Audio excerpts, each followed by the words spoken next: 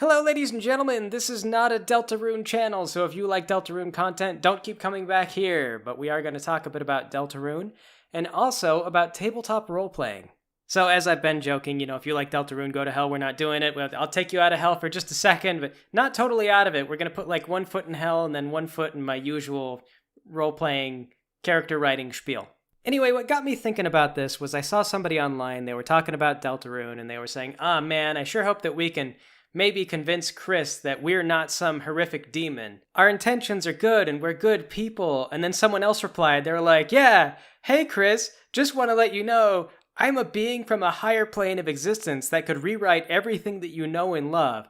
All your dialogue is in a single K-switch. I could make you say I love Birdly, and that would be the only line in the entire game for the rest of the game. But don't worry, I'm not a demon. I'm just a well-meaning supernatural entity you have no hope of understanding. And this was funny, the guy being like, I'm just a regular person, I mean well, but not really thinking in this context how really supernatural they would be to the characters in Deltarune. And maybe like a week or two ago, I was actually talking about how a lot of players in RPG games, tabletop RPG, don't really realize that they're not playing humans. Most of the time they're playing irresponsible Greek gods who have sex with a woman and then turn her into a cow to protect her from Hera, and then they leave because they get distracted by something else and they never think of this poor woman again. From Zeus's perspective, he's sitting there going, well, I'm just a regular guy. I'm good-natured. I hope the mortals can understand. I loved this woman, and I made love to her. Totally normal, like anyone could relate. But then my wife was angry and was going to kill her. So being a good person, I transformed her into a cow to save her life.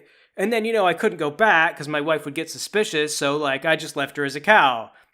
Being that I'm a good person and all, I didn't want to put her in danger. So everyone should understand. I'm no, you're a psychotic god. In fact, a while ago, I did a rant where I talked about being a good character in a tabletop role-playing game and how hard it is to actually be a good person in these games. And I got responses from people saying things like, are you kidding? It's very easy to be a good person. I always do the good things. And they just don't, it never clicks for them that turning a woman into a cow might not be a good thing from the woman's perspective. I'm an all-powerful god and I ran into a group of bandits and I turned them all into frogs because bandits are bad people and I'm a good person. This is what good people do, is they turn bad people into frogs. It's no, this is what sociopathic gods do to people. These are god stories. These are Greek gods. These are not good human beings. And so as an actual example, when I was talking about this, someone replied to me and they were like, yeah, I really hate meta roleplay. For example, one time I was playing a game and my friend was an evil warlord and he was conquering the countryside. And then we arrived at my hometown. And so to stop him from conquering my hometown, I strongly considered taking my hometown and then magically putting it in the sky so he couldn't reach it because I was playing a good character.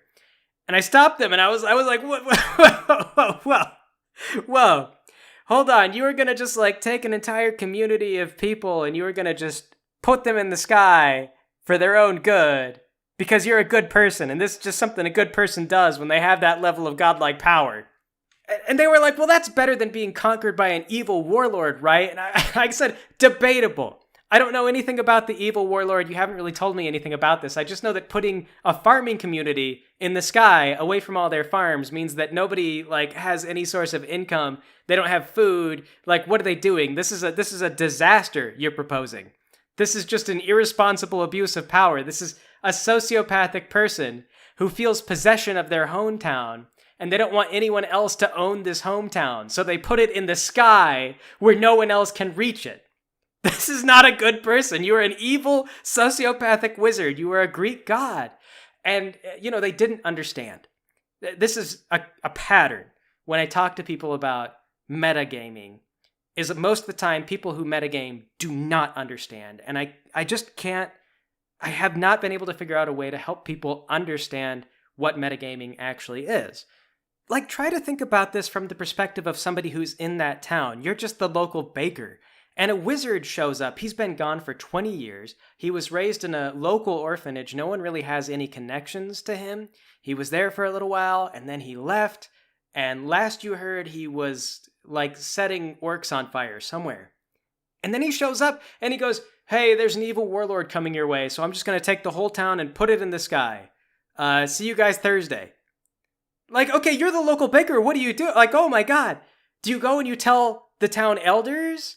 Do you get together like a meeting of the townspeople and try to figure out a resistance to this? Do you like try to get more information about this evil overlord's army that's supposedly coming in? Or do you just like grab your family and run? Because it doesn't sound like you have any hope against any of this. And maybe if you leave fast enough, it's like trying to outrun a bear. If you can run faster than your friends, then the bear will eat them and you'll get away. So like, what do you do as the town baker?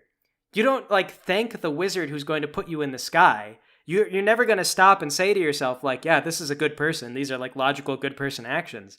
You're thinking like, oh my God, I'm trapped between two evil wizards who are having a battle over territory. See, in any role-playing game, there are kind of two levels of narrative. There's a meta-narrative, which you're really not supposed to be in, and then there's the actual, like, story narrative. The story narrative is down where all the people in the game are, like the townspeople, and the king, and the NPCs, and everybody else.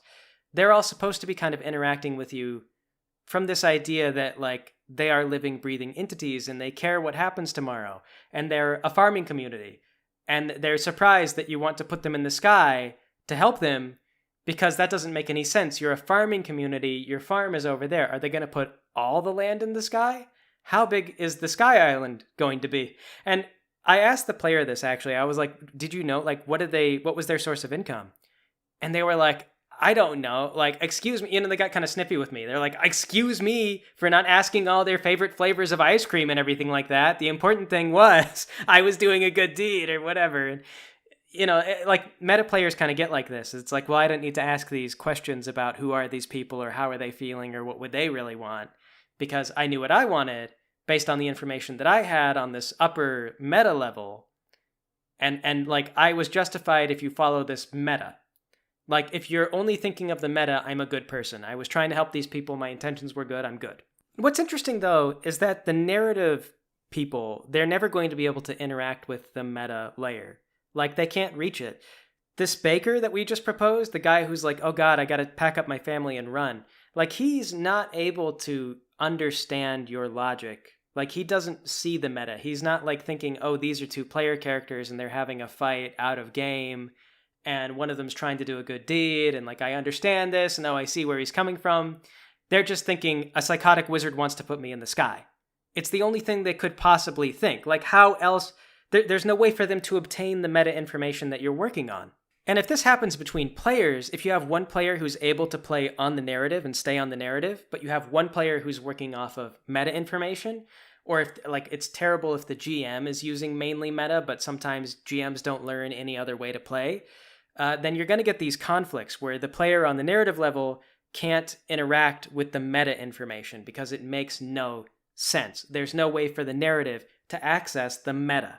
The meta can kind of come down and access the narrative, but they have to lower themselves and not be up in that. They have to like choose to come down.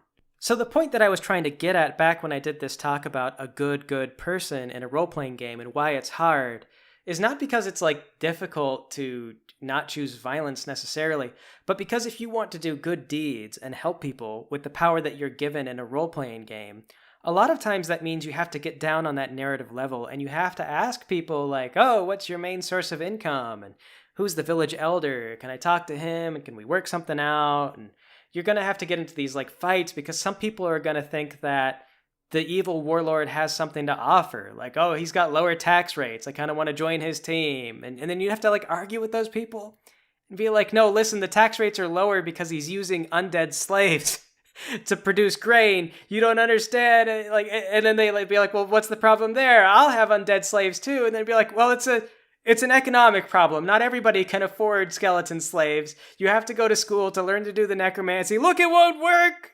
I'm trying to help. And so it's difficult. It's hard to be a good person in any kind of game because you have to get down on the level where like you care and you have the story and you know what people feel like. And a lot of times players really won't do that. Most players, many players, a frustrating number of them, just play the meta, and they think that being good just means that like they don't eat babies. So going back all the way to Deltarune, and then also Undertale somewhat, there's this kind of meta narrative that goes on in those games. In Deltarune in particular, there's this idea that you're sort of controlling this character, Kris. Oh, and actually, before I go on, I want to point out that I have been chewed out for misrepresenting characters in the game. For example, someone noticed that I referred to the Jester in Chapter 1 as Jeevil, when in reality, Jevil is probably a little bit more accurate. So I mostly do reading. Like, I actually don't really like to watch YouTube videos or listen to YouTube essays, in spite of doing them myself sometimes. So I don't really hear how people are saying it. I'm just like reading it and, oh, yes. So I'm aware of some things, but there's a lot of my own internalizations that kind of go into how I talk about the game. So if I misrepresent a character and you're not cool with that, like, understand that I am probably aware of that misrepresentation and it just kind of slips out because it's how I've internalized everything. And I mean, I'm going to keep calling Jeevil, because that's what I've become comfortable with. And honestly, I think Jeevil is a lot more fun. Like, if he's the Jevil, we have to call him the Jevil. He's the Jevil. You can't just be Jevil. Like, no one ever talks about, like, Devil. They don't call him, like, Devil like it's his first name. Anyway, moving on. So anyway, I thought that Deltarune might be an interesting way to maybe try to get people to understand the difference between metaplay and narrative play in terms of tabletop role-playing games. So you're supposed to be controlling this character, Kris. But we're led to understand throughout the game that they are their own person, and they have their own desires and agenda and everything else. But one of the conflicts is that the players often want to be good people in the same way that a lot of tabletop role players want to play good characters. However, when we play Deltarune, we're not able to ask a lot of essential questions. All we're given is kind of this top-down look at everything. We show up like midway through Kris's life. We don't know much of anything about them or their friends or what they care about. So given only this like bare bones, superficial meta information of like, oh, I'm playing a teenage kid and I've made this friend Susie and we're going to battle monsters and close the dark fountains and save the day. And I don't know for sure what's going on or what the point of all this is, but it seems like Kris and Susie like each other, and maybe I'll get them to like each other more, and maybe they'll make out, and this will be glorious and good. Yes, good. It will be just like my fan fictions between Elle and Light Yagami. But as players who only have this meta access to the game, we don't really stop to think very much about whether or not Susie's breath maybe smells like dog food. For example, she comments at one point in the game that she likes to drink milk out of this alleyway, and so it could be pretty safe to assume that she might be a little bit dirty if you met her in real life, and that, from a sheer romantic and attraction perspective, could be a little off-putting. See, sometimes I see people talking about how we might have Susie dating Noelle, and then people talk about whether or not that's really a better endgame, or whether or not Susie should date Kris, because there seems to be a lot of chemistry between Susie and Kris, or at the very least, like, there's a lot of chemistry in Susie, and, a lot of that energy kind of gets over on Kris, sort of, who there's very limited control over from our own ends. Anyway, the real only hint that we ever get about how Kris, as a character, feels about anybody is when we get to drink the tea, that it tastes like a person, but then the way that you feel about the tea represents how you feel about the person. And it turns out that Kris actually feels pretty good about Susie because their reaction to the Susie tea is very good. However, then you can also look at Noelle, and Noelle's reaction to Susie is like through the roof. We know that Noelle's got this real thing for Susie. She's very interested in Susie. So you would think that if Kris were like at least that interested in Susie, that their reaction to the Susie tea would be also about that good. So, maybe they like respect each other, they like each other and everything, but there's no real romantic spark. And so caring a whole bunch and like trying to push a romantic thing or wanting it or whatever is just like, this is Greek god stuff. This is us being Zeus and being like, I'm going to have sex with this woman and turn her into a cow. And that's where it gets interesting. When we try to think of ourselves as like, well, we're good players, we're good people, we want to do the good things. In my experience, where it comes to tabletop role-playing, the meta players who want to be good guys tend to be some of the most sociopathic and evil people from the narrative perspective. Like, I'm just going to put people in the sky because I'm good. And I am going to facilitate a Ferris wheel ride between the lizard woman and the human because I'm good. I'm a good person, and good people like good things. The Ferris wheel ride is a good thing, and they're gonna love it. And Kris thinks that Susie should take more baths and does not want to have sex with her. So think of how terrifying that would be. Like, you're a teenage kid and you've got a thing in you that can control your body, and it wants to make out with one of your classmates, and you have no way of understanding why it wants this so bad. Like, what does it see in the lizard? Like, yeah, she's fun, but I mean, like, she's not. And then Kris puts you in the birdcage, and no wonder, because you're terrifying. You're a supernatural thing that wants to make out with all of their friends, and and you can't explain why. And they, like, when they talk, you can't hear it, which means that maybe early on Kris did try to, like, argue with you and be like, hey, could we maybe not do this? Could we maybe not do that? And for whatever reason, as the player character, you can't hear it. And that's a rule of the setting. I don't know why the player character can't hear Kris talk, but you can't.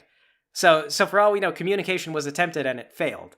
Like, I wouldn't be surprised if maybe Kris would want to fill you in on the details and explain what's going on if they felt that you would be receptive to whatever the plan was or whatever they cared about.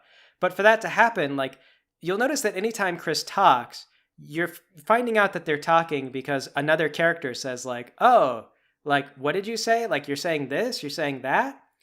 And that's kind of like the only way. You kind of have to echo off of somebody else. So for Kris to collaborate with the player in the context of this game, they would have to maybe trust Susie or Rousey or somebody with the entire plan. And they would have to say, like, okay, I'm going to tell you the plan, and you're going to have to repeat it back to me verbatim. And please don't paraphrase or anything, because it has to be very clear, because I've got to hear my own words. Please. And, like, how much work is that? How difficult would that be? It's really not a surprise then if you think about being Kris and, like, what you would do as Kris if you were Kris. I think a lot of us would also be inclined to take the soul out and put it in a birdcage or lock it up in a cupboard somewhere. And then you would do whatever it is you needed to do by yourself. And you wouldn't trust the soul or this metaphysical creature. Because on a fundamental level, I mean, like, I see a bit of a conflict between meta players versus narrative players. The person in the narrative just can't interact with the meta individual. The narrative individual cannot understand the logic going on in the meta character's head. So no matter how good intentioned the meta character thinks that they are, at best they're going to come across as being like Zeus, just a powerful creature that's doing things for their own stupid, selfish, sociopathic reasons. And if the narrative players, the characters there, are lucky, Zeus's insane sociopathic desires will happen to help them. The bottom line is, Kris has no idea what the player character wants or why they care about the things they care about. And I think that this conflict is actually going to be kind of central to the game, because later down the road, like, we've got these two diverging chapters, and one of them is kind of focused a lot on the freedom and manipulating everything to go the way that you want. This is the Snowgrave route. It looks like you're kind of forcing Noelle to date Kris, and that's like back to this Zeus thing. Like, yeah, I brainwiped this girl and I put a thorn ring on her and all this supernatural stuff because I'm a good person. I mean, most people who do Snowgrave don't do it because they think of themselves as a good person. It's more just because, like, well, it's cool and it's there and I could do it. And it's all the metaphysical demon stuff that you could imagine the characters in the game would be afraid of. And then meanwhile, I think that probably if there's like a good route, then on some level it's probably going to be like, well, you're not really taking any actions off the rails. You're kind of just seeing how everything plays out. Because honestly, how could you be a good person to anybody in this story if you're not able to wait and see what they need most and how you can provide them with help? Like, video games are less dynamic than role-playing games. At the end of the day, whatever happens in Deltarune, unless you go in and you mod the game, then the only options you're going to get are going to be the ones that Toby Fox gives to you. But in a tabletop role-playing game, you and the GM can work out any number of outcomes. Like, some of you guys are thinking about, like, oh, well, maybe we'll get out of Kris and we'll be able to interact with Susie and we'll let her know that we were the real friend and actually Kris was working against us and he's kind of a bad guy and we should work together with Susie and everything like that. And you and the GM could play that out. And if you're both really good narrative-driven players, though, I'm going to tell you right now, that's not going to be the great interaction that you think it is. This is you thinking from the meta perspective of, like, oh, I did all these things because I'm a good person. Kris is actually a bad person because they were trying to get in my way. No, you're like a scary demon. Kris was pretty justified. Like, throwing the hockey puck at you, a little mean, but also you're like a weird demon that controls them a lot of times. So justified. Like, I see his side of it. Okay, I get it. I don't like that he threw the hockey puck at me, but I get it. Like, it didn't hurt me in real life, but mainly I just feel disrespected. Do not throw things at me. So anyway, though, what really makes this not actually a Deltarune video is that because we can't change the outcome of Deltarune, you can think of it however you want. A lot of people are going to come away probably with the wrong message. I feel like there were a lot of people after Undertale came out that like came away with the message that Chara, the kid that shows up at the end, was actually the real bad guy that like possessed Frisk or whatever, and like you weren't the real bad guy at the end of the genocide route, which is not. I don't think that was what was intended. I think what was intended was what was said, which is you are a bad person. I'm a manifestation of those bad things. Here I am, and then bad end. With Deltarune, like people are they're gonna get to the end, and they're still gonna be saying, even if we don't see Gaster ever throughout the game, I bet people are still gonna be theory crafting about Gaster's role in the game, and it'll be really annoying. But we who do tabletop role-playing, and we play good narrative games, and we know how to stay in character, and on that level below the meta, without touching it, we can write our own stories with our own convincing characters, with motives that make sense in their own universe. And we could play a game where we imagine ourselves as supernatural creatures that have possessed mortal hosts, and then we escape from that host, and we run to someone who has been our friend this entire time while we were in the host. And we try to tell them, it's been me all along. And if your GM's really good about this stuff, what you'll see is a character reacting to you with horror and disgust, and they will not want what you're offering. Honestly, like some of you are playing Deltarune and you're thinking, well, what we need to do is we need to come clean. We need to show Susie our true nature and everything else like that. If you want to stay her friend, the best thing that could happen is she never finds out about any of this. Oh no, we just get to the end and like say our goodbyes and be like, it was fun, gal. Good luck with maybe kissing Kris. I don't know if either of you wanted that, but bye. Look, in Deltarune, the player character is just not the good guy. We're on this meta level. Practically the only thing we can do is just be pure sociopathic evil, even when we mean to be good. It's just how it is. We're too powerful. We don't have enough information. And, in theory, like if it gets really, really meta, you could crack open that code and try to edit it. But as far as I'm told, Toby kind of doesn't write code so much as he vomits code up into the game, and we're lucky that it functions at all. So I wouldn't touch it personally. You're probably likely to make it all explode, and if you move a character slightly out of position, they'll start talking about yogurt instead of whatever it is they wanted you to do. I don't know. It's a mess. You try to bring Des back to life, and it turns into yogurt rune. Too powerful, too disconnected from the narrative and the people. So that's how it is.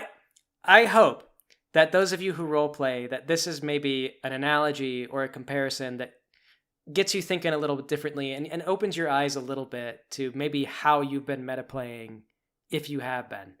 And those of you who don't metaplay, who really truly don't metaplay and know how to do the narrative, or a lot of times I see you guys and you're just like, yes, preach. I had a friend once who, I remember I was talking about this stuff and he just goes, you can't save them. And he might be right, but I mean, we gotta try. So, yeah, that's it. If you like Deltarune, go back to hell. We're done with Deltarune, I swear. For real this time, I don't think I have hardly anything else I want to say about it. If you like role-playing stuff, I might talk about that again sometime. I have a podcast that is almost entirely about a role-playing game, but it's an audio dramatization of one. It's called We Will Not Play D&D. But yeah, I'll catch you guys some other time. Have a fantastic week, month, whatever. Goodbye.